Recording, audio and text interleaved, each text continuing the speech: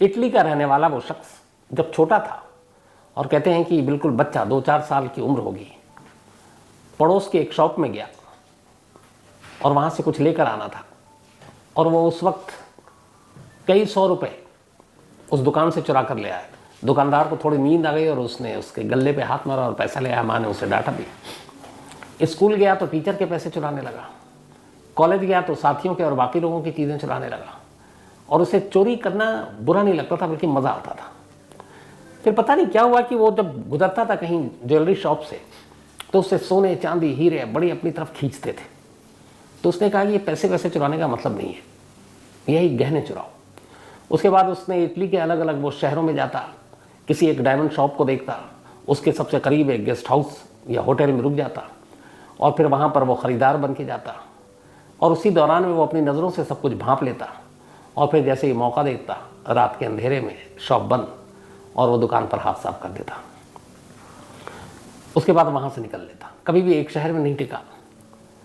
और उसकी सबसे बड़ी खासियत यह कि चोरी का जो माल है वो हर जगह यूं ही नहीं बेच देता, बस उसके 2-3 बड़े ख़ास भरोसेमंद लोग थे जो उससे ख़रीदते थे, क्योंकि उसे मालूम था कि चोरी करके तो बच सकते हैं, माल ख़रीदने के बाद पकड़ा जाना आसान है। तो सबसे ज़्यादा वो जो एहतियात बरतता था वो चोरी का माल बेचने की वजह से।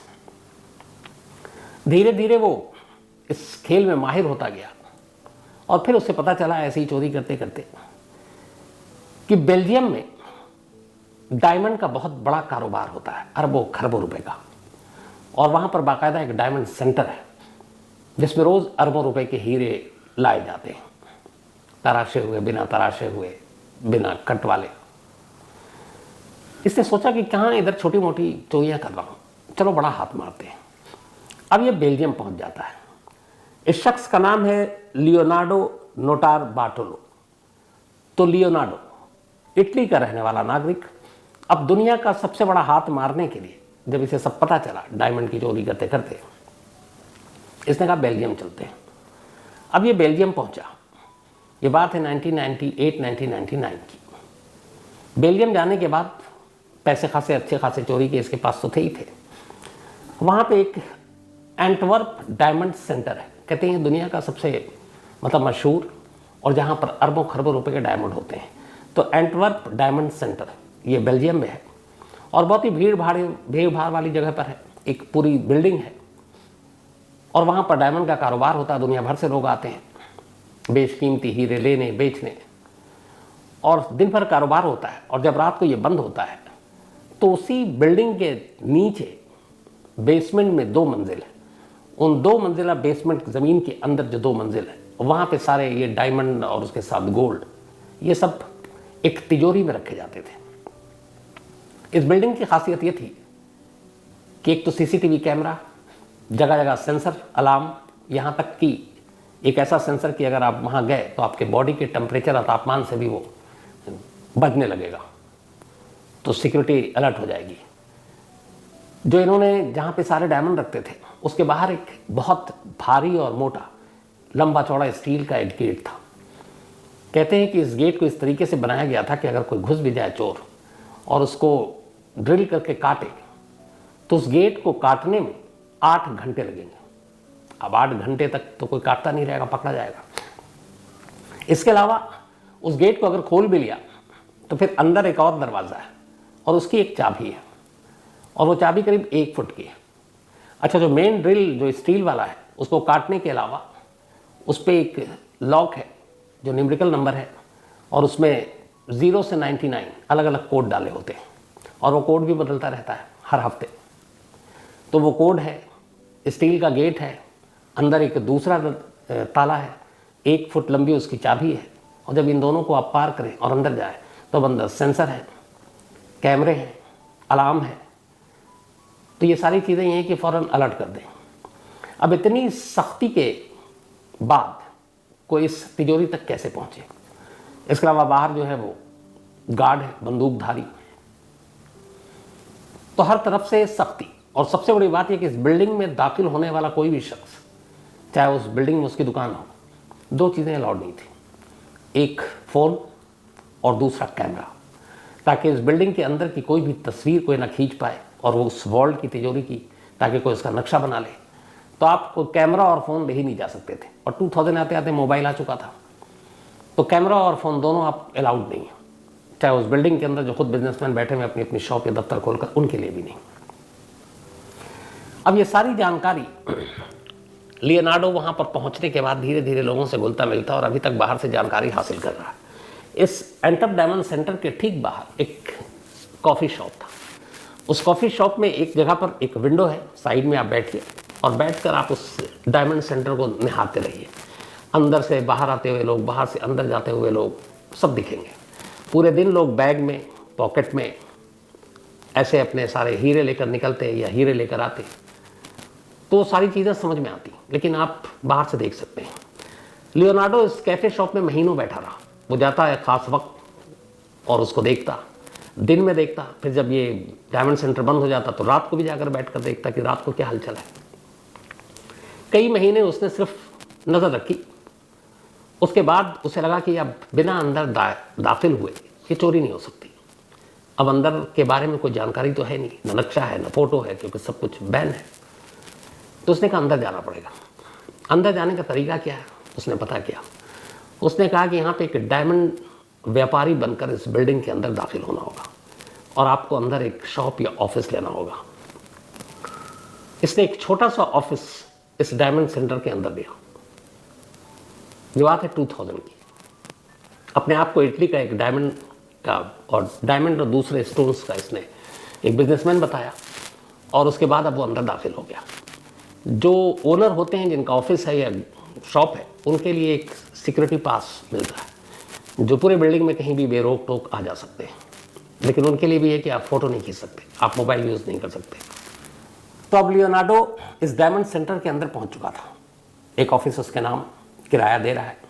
कुछ उसने डायमंड अंदर में ख़रीदे भी, बाकी जो अंदर शॉप थे, और इन्वेस्ट किया उसने।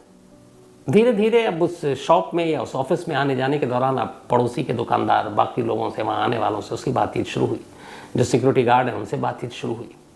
वक्त बीतता गया, कार्ड उसके पास था। अब वो उसने ऐसी जान पहचान बना ली कि गेट पे भी उन्हें पता है अगर सिक्योरिटी गार्ड है कि इसका ऑफिस है इस बिल्डिंग में, तो फिर आपकी जान पहचान हो जाती है, तो फिर आपके ऊपर उतना ध्यान भी नहीं देते। तो अब धीरे धीरे उस डायमंड सेंटर के अंदर के बाकी जो ओनर थे या बाकी स्टाफ, वो लियोनार्डो को अब पहचानने लगा। धीरे धीरे अब लियोनार्डो कई बार उस जो ज़मीन के नीचे 2 मंजिल जहाँ पर ये वॉल्ट, ये तिजोरी है, वहाँ तक भी गया। उसने वो तिजोरी भी देखी, स्टील का दरवाज़ा भी देखा, लेकिन उसके देखने भर से कुछ नहीं था। उसने कहा कि यहाँ के सारे नक्शे, क्योंकि ये इतनी बड़ी चोरी थी कि वो अकेला कर नहीं सकता था, और अभी तक वो अकेला है, बस उसके दिमाग में ये सारी साजिश चल रही है। तो उसने कहा कि यहाँ के नक्शे और वो सारी चीज़ें बड़ी ज़रूरी हैं। अब सवाल ये है कि कैमरा अलाउड नहीं है, आप मोबाइल ले नहीं जा सकते, तो फिर कैसे? फिर उसने उसका एक तरीका निकाला। उसने मार्केट से एक पेन ख़रीदा, एक पेन कैम, वो पेन जिसमें कैमरा होता है हाई रेजोल्यूशन का। और वो शुरू से ही जब उसने ये ऑफिस ख़रीदा, हर चीज़ उसके जहन में पहले से थी। वो हमेशा शर्ट पहनकर अपने ऑफिस जाया करता इस डायमंड सेंटर में, और शर्ट भी वो जिसके अंदर जेब हो। और पहले दिन से ही जब वो जा रहा था तो उस अपनी पॉकेट में शर्ट के एक पेन रखता था। अब धीरे धीरे वहाँ वो सब कुछ जान पहचान हो गई। उसके बाद इसने कहा कि अब तस्वीर खींचने के लिए सिर्फ एक पेन कैम ही काम आ सकता है। इसके बाद उसने एक कैमरा वाला पेन ख़रीदा। अब उसको पहले दिन शर्ट में वही लगाया, कैमरा ऊपर की तरफ है। चूँकि सारे सिक्योरिटी गार्ड जानते हैं, सब कुछ सभी जानते हैं, और डेली जब आपको देखते हैं आप क्या पहनते हो, ये तो एक ही वेशभूषा, एक ही चीज़, चौंकता कोई नहीं है। पेन भी उसकी जेब में रहती है। तो अब कैमरा वाला पेन लेकर दाखिल हुआ, किसी ने कुछ नहीं देखा। वो आराम से अपना काम किया। उस दिन कुछ काम यूज़ नहीं किया पेन का। अब उस पेन के साथ आता। अब धीरे धीरे उसने पेन से फोटोग्राफ लेने शुरू किया। वो इधर उधर घूमता, वो सारी चीज़ें रिकॉर्ड होती, वीडियो भी था उसमें। इसके बाद अब वो वॉल्ट की तरफ भी जाने लगा। अब लेकिन वॉल्ट में जाने के बाद जितनी आप बहुत देर तक खड़े नहीं हो सकते, तो कैसे वहाँ के सारी चीज़ें ने, तो उसने तस्वीरें तो ले ली। फिर उसे पता चला कि इसका एक कोड है दरवाजे का, जो 0 से 99 के बीच में 4 डिजिट का एक कोड है, लेकिन वो कोड क्या है पता नहीं। और उस कोड से ही वो दरवाज़ा खुलता है पहला, और अगर उसके साथ छेड़छाड़ हुआ, गलत कोड डाला, तो फिर अलार्म, सेंसर सब बच जाएगा, सब चौकन्ने, फिर तो सीधे गोली भी पड़ सकती है। तो अब ये घूम रहा है, लेकिन कोड जो है वो वहाँ का जो मेन सिक्योरिटी इंचार्ज है, जब भी किसी को ज़रूरत होती है अंदर जाने के लिए, किसी शॉपकीपर को, किसी को, वही खोलता है। अब वो जब खोलता है तो दिखता नहीं है, इससे पेन में रिकॉर्ड नहीं होता है। तो ये बड़ा परेशान कि सब कुछ तो हो गया, कोड का क्या करें। फिर इसने एक तरीका अपनाया। शाम को अक्सर जब सारे लोग चले जाते और धीरे धीरे अंधेरा होने लगता, बत्तियाँ बुझा दी जाती, सेंसर सारे बस और अलार्म ऑन रहते, तो ऐसे वक्त में उसने एक चीज़ देखी कि उस गेट के सामने एक ऐसी जगह है जहाँ पर कई होता है ऐसे रूफ टाइप चीज़ें, तो वहाँ एक स्पेस था जिसके ऊपर उस पेन को रखा जा सकता है, और वहाँ से उस एंगल से अगर कोई वो दबा आता है नंबर कोड, तो वो नंबर दिख सकता है। एक रोज़ मौका पाती उसने देखा कोई नहीं, और उसने पेन को ऊपर रख दिया और रख कर चला गया। नेक्स्ट डे आया, आने के बाद फिर थोड़ा लेट हुआ ताकि अंधेरा हो जाए। उसने पेन उठाया, वापस गया, कोड उस पेन में कैद हो चुका था जो सिक्योरिटी गार्ड ने डाला था। अब ये भी हो गया। अब धीरे धीरे उसे उसके बारे में सब कुछ पता चल गया, कौन सा है, कहाँ पर है। अब उसे लगा कि इस काम में बाकी लोगों को शामिल करना चाहिए। इसके बाद ऐसे लोगों की इसने तलाश शुरू की। 4 लोग इसे मिले और चारों अलग अलग फील्ड के माहिर। उन चारों को इसने अपनी पूरी प्लानिंग बताई और चारों इस काम को करने के लिए राजी हो गए। ये जो 4 लोग थे, इन चारों के इसने कोड नेम रखे थे। आपको याद होगा मनी हिस्ट जैसे शहर के नाम पर रखा था, तो इसमें भी इसने हर एक के अलग अलग नाम रखे थे। और वो नाम कुछ ऐसे थे कि एक का नाम था मॉन्स्टर, एक का नाम था स्पीडी। स्पीडी वो शख्स था जो इलेक्ट्रीशियन भी था और ऐसी चीज़ों को अलार्म वलार्म इन सबको डिसअलार्म करने में माहिर था और बहुत तेज़ी से, इसलिए इसका नाम रखा था इसने स्पीडी। द मॉन्स्टर ये काफ़ी हेवी था, मतलब कदकाठी से भी मजबूत था और ड्राइविंग भी बड़ी अच्छी आती थी, भाग सकता था। और ये ताले वाले का भी थोड़ा एक्सपर्ट था, ऑलराउंडर था। एक था द जीनियस। जीनियस का काम था खासतौर पर, एक तो अलार्म वाला हो गया था स्पीडी, सेंसर को खराब करना या रोकना, तो तीसरा जीनियस, और चौथा था द किंग ऑफ की, चाबियों का राजा। ये सबसे ओल्ड मैन था, मतलब इसकी उम्र होगी करीब 60 साल। दुनिया का कहते हैं कि कोई भी ऐसा ताला नहीं जो किंग ऑफ की नहीं खोल सकता। तो ये चारों अपने अपने काम के महारथी, और इन चारों को उसने कहा कि शायद दुनिया की सबसे बड़ी चोरी होगी, कामयाब हो गए तो 7 पुश्ते हमारी बैठ कर खाएंगे, लेकिन हमें काबिल लोग चाहिए। इन चारों को उसने सिलेक्ट किया। अब ये 4 और लियोनार्डो 5। अब इनको चाहिए था एक और लोकल शख्स जिसकी शहर के अंदर एक तिजोरी का शॉप हो। ढूंढना शुरू किया गया। एक लालची मिला और उसके पास सारी तिजोरियां थी। उसने उसको भी अपने इस काम में शामिल किया, लेकिन ये नहीं बताया कि काम करना कब है। अब इसके बाद जो उसके पेन में सारी तिजोरी की तस्वीरें और वीडियो कैद हुई थी, वो सारी चीज़ें उसने उनको दिखाया, उस तिजोरी एक्सपर्ट्स को। उसके बाद उसका एक रिप्लिका, एक बिल्कुल हूबहू वैसी ही एक तिजोरी तैयार हुई, विशालकाय स्टील की, एक बड़े से गोदाम के अंदर वो तैयार किया गया उसी वीडियो और तस्वीरों के ज़रिए। एक रोज़ जब लियोनार्डो पहली बार पहुंचा उस तिजोरी को देखने, तो चौंक उठा। उसे लगा कि वो सचमुच उस रियल तिजोरी के पास खड़ा है। अब उसमें यह हुआ कि सारे नंबर लगाए गए, वैसे ही कि आध घंटे से पहले वो ड्रिल से कटेगी नहीं।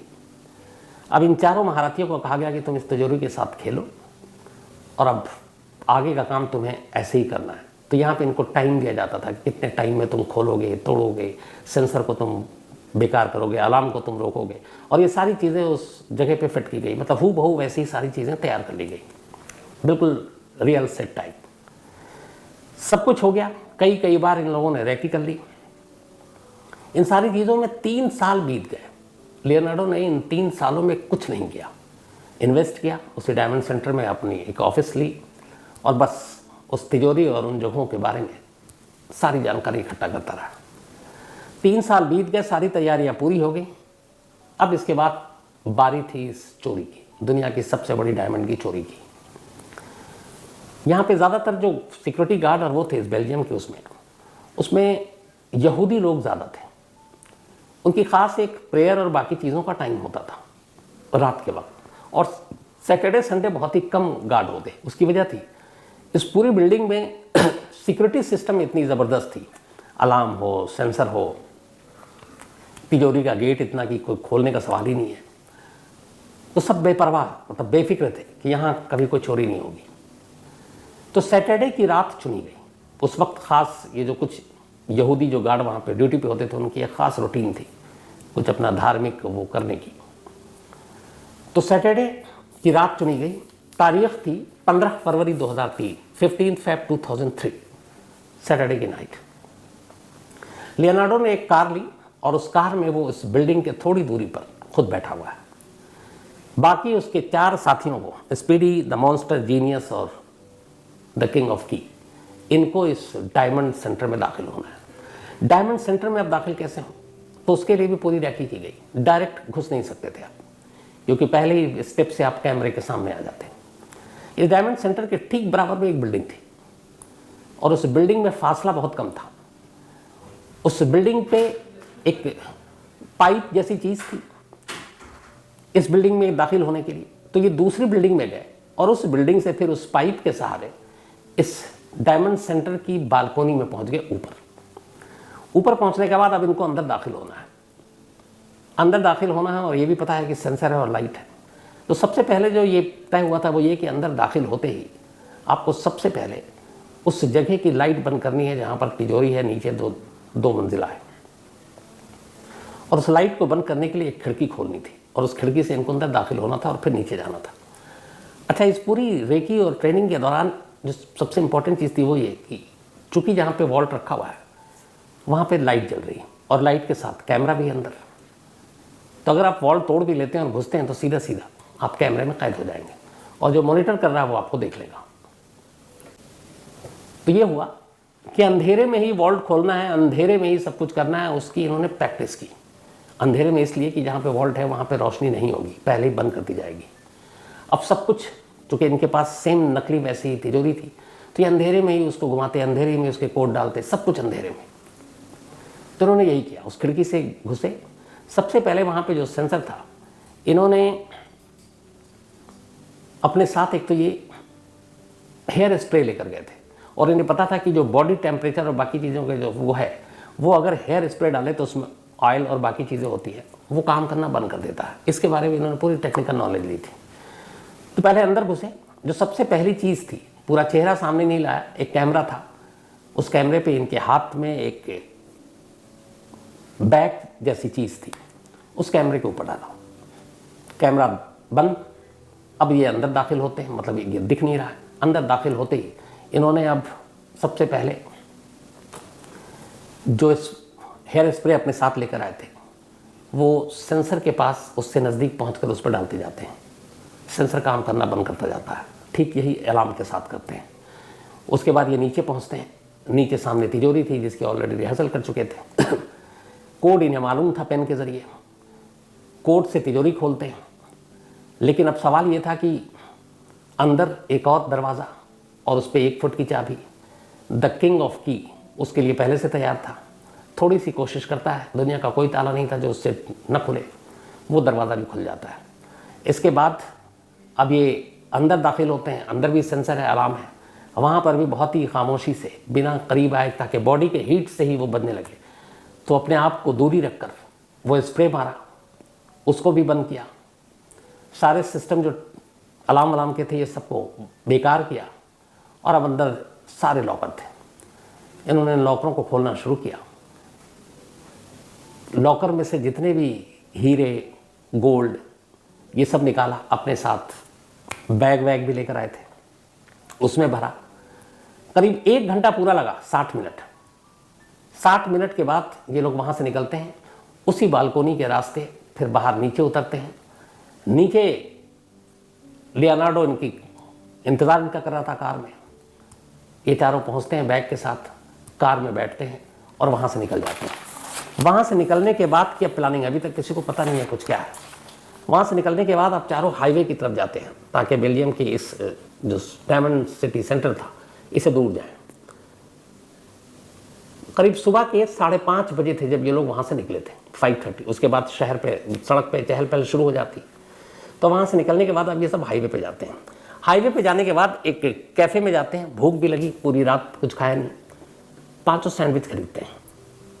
सैंडविच खरीदने के बाद और इसका बिल देता है लियोनार्डो, बाकायदा पर्ची कटती है, उसमें नाम वाम सब कुछ आता है जो उसने पे किया। अब वहाँ से फिर ये निकलते हैं, एक रास्ते में सुनसान जगह आती है, गाड़ी रुकती है। फिर ये तय होता है कि हम लोगों ने जो चोरियाँ की हैं, चूँकि चेहरा भी ढका हुआ है सब कुछ, तो जो कपड़े पहने थे, अच्छा अंदर जाकर कोई डीएनए या फिर फिंगरप्रिंट ना छोड़ दें, उसके लिए प्लास्टिक के इन्होंने दस्ताने और बाकी सारी चीज़ें पहन रखी थी। तो कहा उन सारे सबूतों को जला देते हैं ताकि किसी के हाथ कुछ ना आए। तो हाईवे के किनारे एक झाड़ियाँ जंगल थी, लियोनार्डो और उसके सारे साथियों ने सब कुछ जला दिया। एक इसमें जो शख्स था उसकी तबीयत ठीक नहीं थी, शायद सदमे में था कि इतनी बड़ी चोरी कर ली। तो ये सब जला कर चले आए। उससे कहा कि तुम भी जला कर आओ। इसने कहा आता हूँ। आधा सैंडविच जो है इसने खाया नहीं, वहीं पे छोड़ दिया, और बाकी कुछ चीज़ें जलाई, कुछ इसने छोड़ दिया। इसको जल्दी भागना था और कुछ घबराहट हो रही थी। इसने कहा इस जंगल में आकर इन चीज़ों से कौन हमारा पता लगाएगा, और उसने बिना जलाए हुए वहाँ से निकल गया, चला गया। अब ये लोग सब अलग अलग। अब इत्तेफाक से सुबह हुई, इस चोरी की खबर पूरे देश में पता चला। 8 अरब रुपए के डायमंड चोरी हुए थे, और डायमंड के साथ कुछ गोल्ड थे और कुछ स्टोन थे बहुत महंगे। 8 अरब रुपए, 8 अरब, पता नहीं कितने जीरो लगते हैं। अब हंगामा मच गया। ये लगा कि बहुत सारे बिजनेसमैन तो बर्बाद हो गए। पुलिस ने अपनी जांच शुरू की। सीसीटीवी कैमरे से रात और सुबह के वक्त की उन सारी गाड़ियों को चेक किया गया। तो एक गाड़ी इनको सस्पेक्ट लगी, वही गाड़ी जिसमें ये थे। उस गाड़ियों को खंगाला गया तो पता चला कि ये हाईवे की तरफ गई। फिर उसके जरिए पुलिस उस रेस्तरां तक पहुंची जहाँ से सैंडविच खरीदा गया।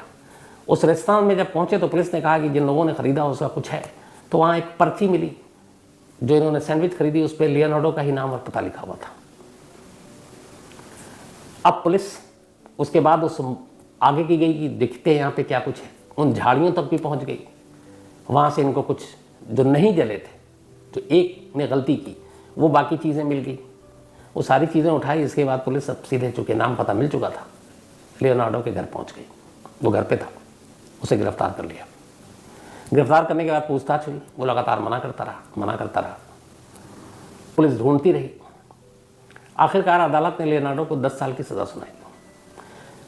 लेकिन पूरे कैद के दौरान उसने एक बार भी अपने बाकी 4 साथियों का नाम नहीं लिया कि वो कौन है। और उनमें से कुछ ही डायमंड, मतलब 8 अरब में से पुलिस रिकवर कर पाई। बाकी का आज तक, मतलब 20 साल हो गए, सुराग नहीं मिला। और कमाल की बात ये कि इन 20 सालों में कभी भी लियोनार्डो ने अपने 4 साथियों का नाम नहीं बताया। जब भी बताया, कई कुछ जर्नलिस्ट जेल में भी उससे मिलने गए, और उस जेल में उसने बहुत सारे लोगों को झूठी सच्ची कहानी सुनाई। लेकिन एक कहानी उसकी कॉमन थी। उसने कहा कि मैं अपने 4 साथियों के बारे में और कुछ नहीं बताऊंगा, लेकिन उनके नाम बताऊंगा। और वो जब भी नाम बताता तो यही बताता, speedy, monster, genius, the king of keys. ये उसने निकनेम रखा था, जैसे मनी हाइस्ट में था। बाद में उसने एक और लाइन कही, जब ये कहा गया कि 8 अरब की चोरी की है तुमने। उसने कहा नहीं, मैंने शायद 18-20 मिलियन उस वक्त था, उसके डायमंड थे, लेकिन ये मैंने चोरी नहीं की। उसका कहना है कि एक बड़े डायमंड बिजनेसमैन जिनका अपना शॉप था इस डायमंड सेंटर में, उन्होंने मुझसे ये चोरी करवाई ताकि वो इंश्योरेंस के पैसे क्लेम कर सकें, ये दिखाकर कि कुछ लाख डॉलर के एक डायमंड चोरी हुए और वो उससे बहुत ज़्यादा पैसे इंश्योरेंस कंपनी से क्लेम कर सके। हालांकि उसके इस जो इल्ज़ाम लगाया उसकी कभी सच्चाई सामने नहीं आ पाई। लेकिन सच्चाई ये है कि आज लियोनार्डो अपनी सज़ा काट के बाहर आ चुका है, बट 4 साथियों का आज भी कोई सुराग नहीं है। बाकी के डायमंड कहाँ हैं, आज भी सुराग नहीं है। और उन पैसों का क्या हुआ, इसके बारे में भी आज भी कुछ पता नहीं है। कहते हैं ये 21वीं सदी में हीरे की चोरी का सबसे बड़ा मामला है। तो ये थी आज की कहानी।